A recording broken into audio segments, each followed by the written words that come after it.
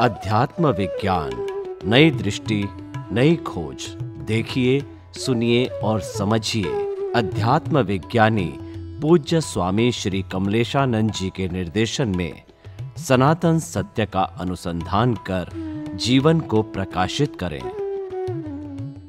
आपने जैसे बोला कि वो दृष्टि कैसी है उस पर डिपेंड करता है। दृष्टि बिठाना, जो हम लोग जब कंफर्टेबल सिचुएशन में होते हैं तो वो बहुत इजी हो जाता है, बट ऐसी जो सिचुएशन आती है कॉम्प्लेक्स, तो उस टाइम पे हम मे बी 2 दिन के बाद या 2 सेकंड के बाद रियलाइज होता है कि ये अलग है, मैं अलग हूँ, बट उस टाइम पे तो नहीं होता है। तो उस टाइम पे तो कर्म बनता है ना, तो फिर बाद में जब रियलाइज होता है तो वो निगेट हो जाता है, या फिर कर सकते हैं प्रायश्चित करके इसको निकाल सकते हैं, मगर प्रायश्चित जो बात है, मैंने कहा ना कि प्रायश्चित करना वो एक प्रकार की अज्ञानता है। क्या है अज्ञानता? क्या है प्रायश्चित में?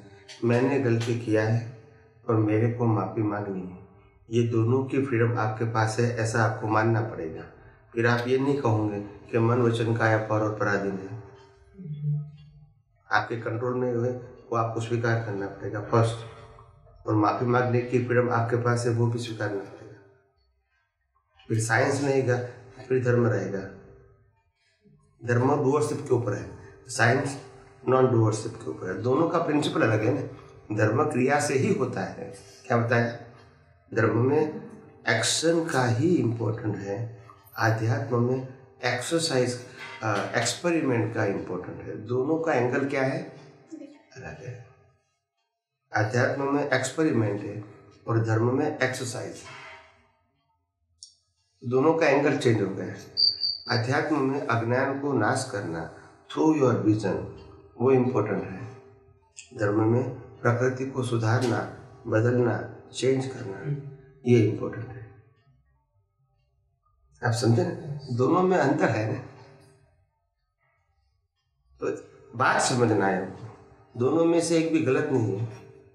जिसको अच्छा संसार चाहिए, पुण्य चाहिए, सुविधा चाहिए, दुख के भुगतान नहीं चाहिए, उनके लिए धर्म बराबर है और उसी को फॉलो करना चाहिए। मगर इससे मुक्ति नहीं होगी, क्योंकि अज्ञान नहीं जाएगा, अज्ञान पक्का होगा। जैसे आरती करूँगा, मैं करता हूँ, अज्ञान पक्का होगा। माला गिनता हूँ, मैं गिनता हूँ, अज्ञान पक्का हुआ। पूजा करता हूँ, मैं करता हूँ, अज्ञान पक्का हुआ। पुण्य मिलेगा मगर अज्ञान क्या होगा? पक्का। और आध्यात्म मार्ग निकालना किसको है? अज्ञान को। समझ में आया? तो दोनों का एंगल डिफरेंस है। साइंस में क्षमापना का मतलब होता है फियर। क्या होता है? फियर समझते ना? बस रामकृष्ण माई को इतनी भुगतान आई, क्यों आई थी? अगर उनके पास अगले अवतार में ज्ञान होता और माफी मांगी होती तो ऐसा आता, इतनी भुगतान आती। मगर क्यों आई? क्योंकि नहीं माफी मांगी। मगर उन्होंने क्या किया? अज्ञान को मिटा दिया। सफरिंग नहीं लगा। सफरिंग आया मगर लगा नहीं, क्योंकि अज्ञान नहीं था। और वही अवतार में मोक्ष में गए। यस और no? Then you try to understand the science. Science को समझने की कोशिश करो। और धर्म, दोनों का मार्ग ही अलग है। धर्म अच्छी तरह संसार को चलाने के लिए और आध्यात्म विज्ञान संसार को समाप्त करने के लिए। दोनों का एंगल क्या है? डिफरेंट है। दोनों का गोल ही डिफरेंस है। दोनों में से गलत नहीं है, आपको चूज करना है कि मेरे को कौन से पथ पर जाना है। आप समझे? हर बात में साइंस समझो। कुछ भी प्रायश्चित करना न करना वो आपका हाथ में नहीं है। सिंपल समझ लो। गलती करना वो भी आपके हाथ में नहीं है, प्रायश्चित करना वो भी आपके हाथ में नहीं है। मगर अज्ञान है, धार्मिक है, तो गलती भी आपने किया है और क्षमा भी आपको मांगनी है। बस सिर्फ अज्ञान है, बाकी है उदय कर्म। क्या है? गलती होती है वो भी उदय कर्म। माफी मांगते हैं, नहीं मांगते हैं, वो भी क्या है? उदय कर्म। क्रिया मात्र उदय कर्म है। इसलिए दादा भगवान ने कहा कि मन वचन काय की अवस्था मात्र कुदरती रचना। अवस्था मात्र all not some of them. समझ में आया? घूम फिर के मतलब वही चीज है कि आप वापस दृष्टि जो है उससे ही तुम्हारा प्रोग्रेस होगा। तो वापस वही होता है कि मतलब कंफर्टेबल सिचुएशन में तुम्हारा दृष्टि आपका बैठ जाता है, मतलब कॉम्प्लेक्स सिचुएशन में आपका दृष्टि अगर नहीं बैठता है। अब हम आध्यात्म विज्ञान के हिसाब से करें और उस पर कोई एक्शन ना ले और फिर 2 दिन बाद दृष्टि बैठ जाए कि वो गलत हुआ, मतलब वो जो हुआ वो कुदरती रचना थी, सो दैट्स ओके, उसके आगे कुछ नहीं करना है। वैसे भी क्या करना है? कुदरत ने तो साफ बोल दिया है कि मैंने किसी को ब्रीथ देने की फ्रीडम नहीं दिया है। नहीं, बट वो सिचुएशन क्योंकि मुझे वो 2 दिन पहले जो किया था एक्शन जो भी था उस पे पाप लगेगा कि नहीं लगेगा? वो आपका उदय कर्म है और कर्ता भाव है तो कर्म लगेगा। कर्म क्रिया से नहीं बनते, भाव से बनते। मैंने कहा है ना, इट इज अ प्रिंसिपल। लाखों लोगों की हिंसा करने वाले राम मोक्ष में गए, क्यों गए? क्रिया तो हिंसक थी, तो फिर क्यों गए? राम ने उस टाइम को कर्ता भाव नहीं था राम को। तो हमको क्या करना है? हमको क्या करना है? हम वो स्टेज पे नहीं है, तो मैं वही नहीं है तो पर आने का है कि नहीं? यस, स्टेज तो वही लाने का है ना। अगर मेरे को डॉक्टर बनना है, चार्टर्ड अकाउंटेंट बनना है, लॉयर बनना है, इंजीनियर बनना है, it is okay, that is my goal. पर स्टार्ट फ्रॉम केजी, यस और नो? बोला केजी में जाके क्या करूँगा, मेरे को डॉक्टर बनना है, दिस इज द प्रोसेस। उसमें क्या करूँगा? गोल के मुताबिक आप डेवलप बनो, बस। स्टार्ट तो वहां से ही होगा, उसमें कोई गलती नहीं है आपकी। जीरो से स्टार्ट करना पड़ेगा ना, तो वो गलती नहीं है। एक एक करके आप आगे बढ़ रहे हो। Every standard you go ahead ahead and ahead. That is the way to reach your goal. और कुछ जंप लगाने का नहीं है, समझिए आप? तो बात ये है, इसीलिए मैंने कहा ना कि ये स्पिरिचुअल साइंस को सभी प्रकार के एंगल से समझने की कोशिश करो, सभी प्रकार के एंगल से, तभी आपको मालूम होगा कि आखिर ये विज्ञान शब्द जो है वो क्यों उपयोग किया। क्योंकि पूरा ब्रह्मांड 6 तत्वों से बना है, हर अवस्थाएं 6 तत्वों से बनी है, और ये मन वचन काया भी 6 तत्वों से बना है। तीनों पिंडेशो ब्रह्मांड। आप समझे? ब्रह्मांड भी 6 तत्वों से बना है, अवस्था भी 6 तत्वों से, और ये मन वचन काया भी 6 तत्वों से बना है। ये शरीर भी 6 तत्वों से बना है। समझ में आया? तो एक ही बात है, कॉन्सेप्ट दूसरा नहीं है। और डिफरेंसेस कहाँ होता है? अब जो उदय कर्म है और उसमें हम फंस गए। समझ में आया? तो मतलब क्या है? हम इसीलिए रिलेटिव सत्य में फंस गए। किसमें फंस गए? रिलेटिव सत्य में, और सनातन सत्य भूल गए। तो सनातन सत्य की दृष्टि वो हमारी दृष्टि होनी चाहिए। रिलेटिव सत्य तो वो उदय कर्म है। सही है या गलत है, दोनों क्या है? उदय कर्म। उदय कर्म। उसमें डीप में जाने की जरूरत नहीं है। अगर आपको स्पिरिचुअल पाथ पे आगे बढ़ना है तो समझ में आया? लेकिन स्वामी जी इसमें जो है तो, लेकिन उसमें डेवलपमेंट कैसा है? वापस से दृष्टि एकदम क्लियर करनी चाहिए। डेवलपमेंट वही होगा जैसे जैसे अज्ञान निकलता जाएगा, that's your development. You pass your first standard, second standard, third standard. जैसे जैसे अज्ञान मिटेगा आपका स्टैंडर्ड बढ़ता जाएगा। स्कूल में क्या करते हैं?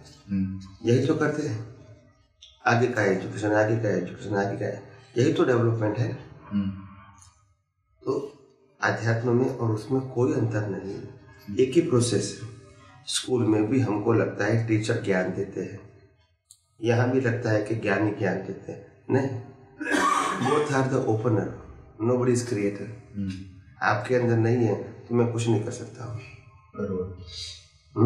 अगर मैं गोल्ड मेडलिस्ट हूँ और दुनिया का सर्वश्रेष्ठ प्रोफेसर हूँ मेडिसिन में, मेडिकल में, आप समझे, मगर आपके अंदर डॉक्टर बनने का बीज नहीं है तो ये नहीं बना सकता हूँ। It is not my inability. और जब बीज नहीं है तो फल कैसे आएगा? तो प्रश्न I am not creator but the opener. हम क्रिएटर मानते हैं, क्रिएटर नहीं, ओपनर है। तो ये हर बातों का कॉन्सेप्ट समझना पड़ेगा। इसको तो विज्ञान कहते हैं। रिलेटिव सत्य अलग है और सनातन सत्य अलग है। नहीं, वो क्लियर है, दोनों अलग है। हाँ। लोग क्या कहेंगे, जैसे जैसे हम आगे बढ़ेंगे अध्यात्म के मार्ग में, जैसे जैसे हम आगे बढ़ेंगे तो हमको लगता है कि हम प्रगति करते हैं आध्यात्म के मार्ग में। तो आध्यात्म में कहते हैं कि आध्यात्म में प्रगति है ही नहीं, आप खुद ही संपूर्ण हो। समझे? अभी निकालना क्या है? अज्ञान। वो प्रगति नहीं है। जैसे अज्ञान निकलेगा आपका ज्ञान अनकवर होगा, अज्ञान निकलेगा आपका ज्ञान अनकवर होगा। आपके पास तो है, you are full moon, but क्या है? आवरण खाली कम करते हैं। और संसार में क्या कहेगा? पाना है। व्यवहार में क्या कहेगा? ये पाना है, ये पाना है, ये पाना है। धर्म में क्या कहेगा? ये करना है, ये करना है, ये करना है। या तो पुण्य प्राप्त करना है, पाप नहीं करना है, हाँ तो प्रायश्चित करना है। यहाँ करना है और पाना है धर्म में। आध्यात्म में कुछ पाना और कुछ खोना भी है नहीं। आप जो है वो खुद ही संपूर्ण हो, ज्ञान, दर्शन और चारित्र से, अपने अस्तित्व से, और आप खुद ही चेतन हो। उसमें प्लस माइनस नहीं करना है, मगर जो कवर है इसको अनकवर करना है। That is the path of मोक्ष। तो यहाँ पहले हमारी दृष्टि में कॉन्सेप्ट क्लियर होना चाहिए। कॉन्सेप्ट क्लियर होएगा तो फिर अपना देश और हाँ, अभी आप समझिए, जहाँ तक कंफ्यूज है वहाँ तक ये करना है, वो करना है, ये होता है, नहीं होता है। आप समझे ना? इसीलिए श्रीमद् राजचंद्र ने बहुत अच्छी बात बताई कि छोटे देहाध्यास तो नहीं करता तू कर्म, नहीं भोगता तू देहनो एज धर्म नो मर। एज धर्म थी मोक्ष से। देहाध्यास छोड़ी ना को, हूँ करूँ एज अज्ञान। देहाध्यास छूटવું જોઈએ। ભાઈ દેહ શું કરે છે? That is not my subject. દેહાધ્યાસ મારી દ્રષ્ટિમાંથી છૂટવું જોઈએ, બસ। પછી દેહ શું કરે છે મારો સબ્જેક્ટ? ઉદય કર્મને અધીન છે કરે, સમજાય છે? એટલે દ્રષ્ટિમાંથી ઓનરશિપ ડુઅરશિપ ખલાસ થઈ જવું જોઈએ। बाकी जो भी रहता है बाद में अपना देश से, वो तो अपना कर्म का उदय ही है। कंपल्सरी है। मैंने बिगिनिंग में ही कहा कि हमको मालूम होना चाहिए कि हमको मुक्ति पाना है।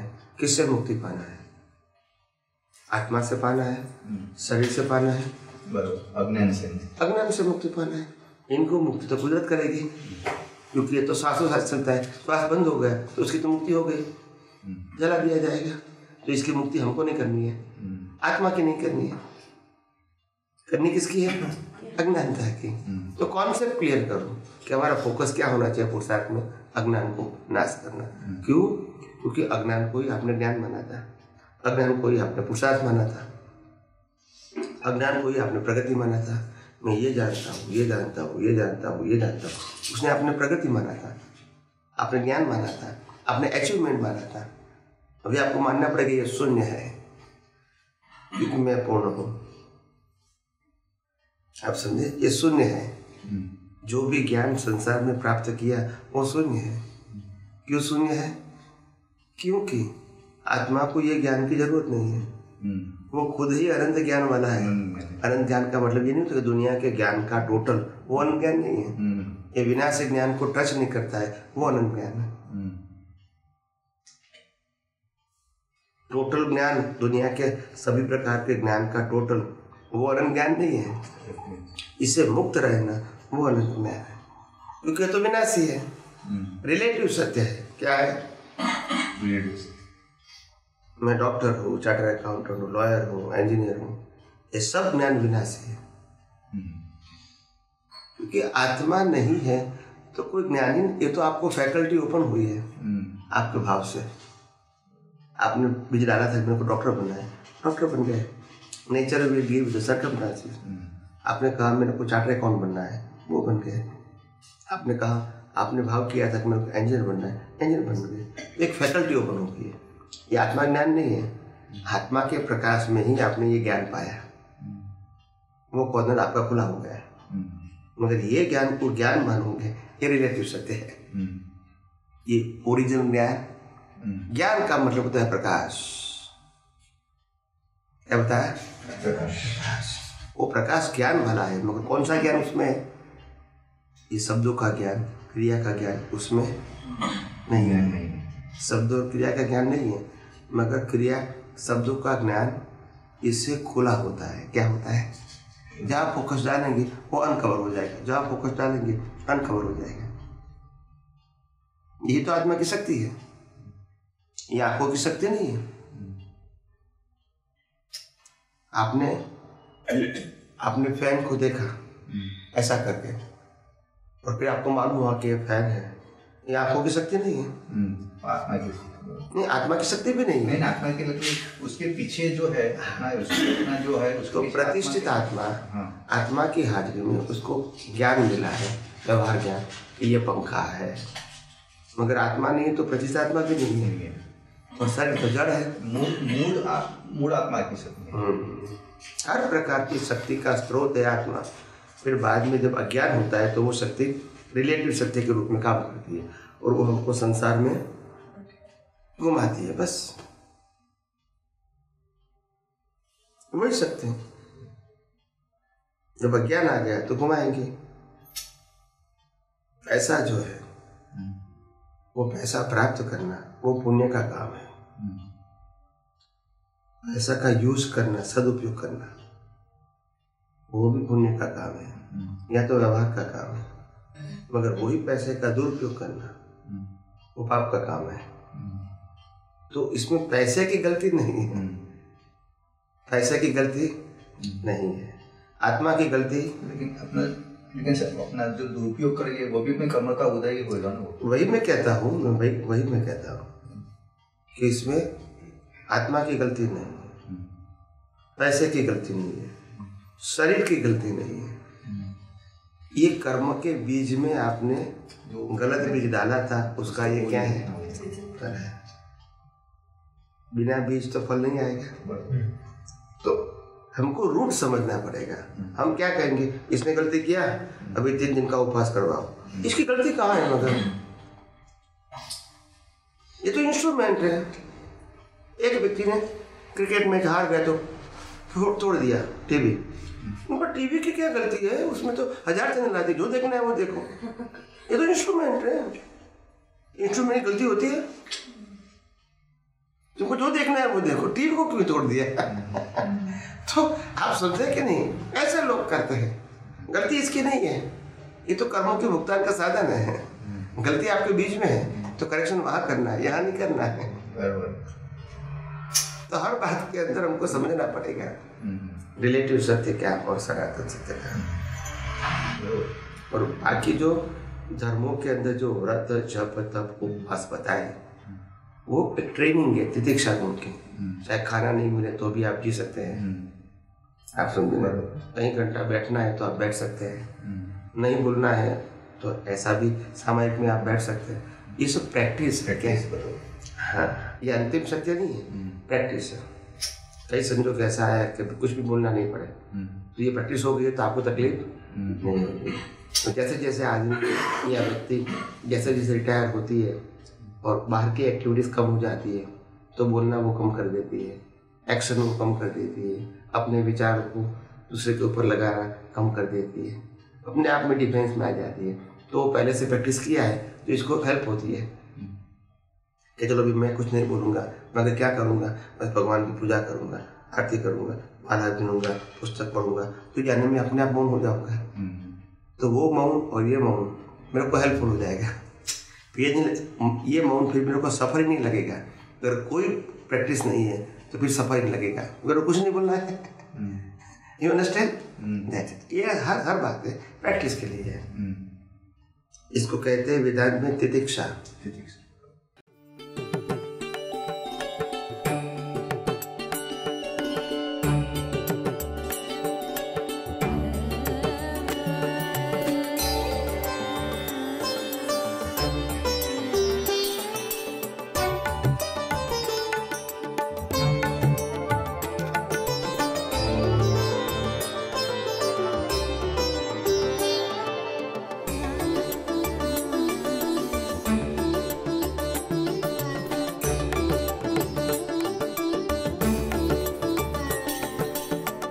है।